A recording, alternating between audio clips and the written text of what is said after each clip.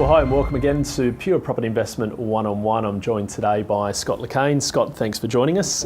Scott is the principal of Aussie Home Loans, Parramatta and Rouse Hill, award-winning home loan specialists in Parramatta and Rouse Hill. Also investment property specialists, which is kind of what we want to talk about today, is an interesting topic which I speak about regularly and in the buyer's agency space, both in the owner-occupier and the investment property buyer's agency space.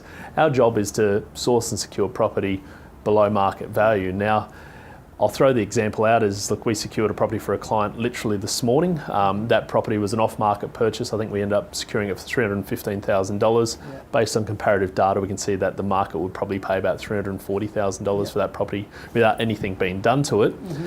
Theoretically, my client can go and get $25,000 from the bank and all of a sudden reinvest that in the market, but not the case, and we don't necessarily always say that that is going to be the case. So hoping from a lending perspective, Scott, you might be able to give our viewers a little bit more understanding about how they can access equity and when they should be looking at getting revalues on properties.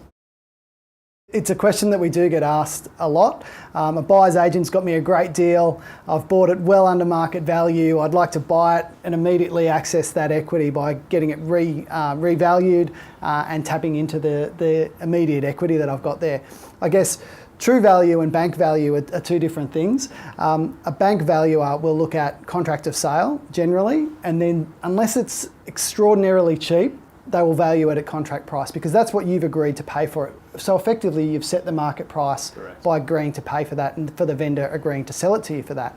So I guess the bank valuation will always be based on the contract of sale, 99% of the time. If you are looking at revaluing the property, we suggest you wait sort of 12 months to get it revalued. Because if you do it inside of 6 months, the bank will use that sale as a direct comparison because they have certain parameters that they need to use when they're looking at valuations. One is sale of a similar type property within 6 months. Yep. So if it's sold within 6 months, it's a direct comparison of itself. So we generally say wait 12 months until it's well out of the system for being used as a comparison. Yeah. The one thing that you can do, if you're going to do a renovation, so if you're going to get in quickly, do a renovation of your property, get it revalued to try and access equity, one tip that I've got is to keep records of what you've spent, so invoices, any trades that you've used, before and after photos, to actually provide some additional information to the valuer. We have the ability to provide documents to a valuer when we're ordering a valuation. So provide that to your broker, to your lender, to say this needs to go to the valuer so we can get a true reflection on the current value. This is what's been spent, this is the current value. Yeah. So you certainly can do that.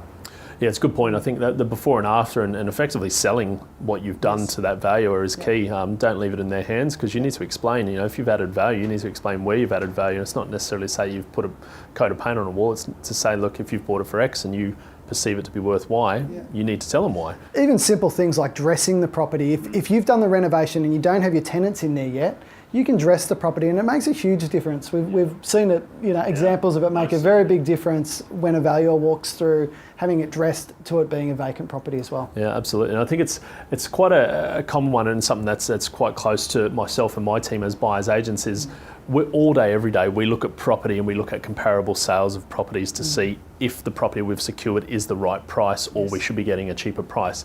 It doesn't necessarily mean to say that that is going to therefore mean that we've got that property $30,000 under market value because ultimately, as you said, we're setting the price when we buy it at that price. However, we want to know what comparables are selling for. So true value versus market value, as you said, two different things, but we want to always make sure that you're trying to buy that property at the right price and hopefully below that comparative sale market. And if you do want to add value to it from a renovation, keep records. If you do want to try and re-access equity beyond what you spent on it, make sure you're trying to say, well, here's what I've spent, here's what I've done, here's now what it compares to out there on the market, and you might well be able to extract a portion equity by doing that. But and just an understanding that actual value and mortgagee value are two different things. Yeah, most certainly.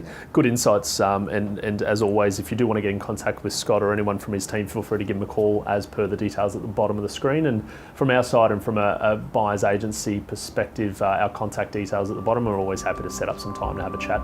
We'll catch up with you soon. Cheers.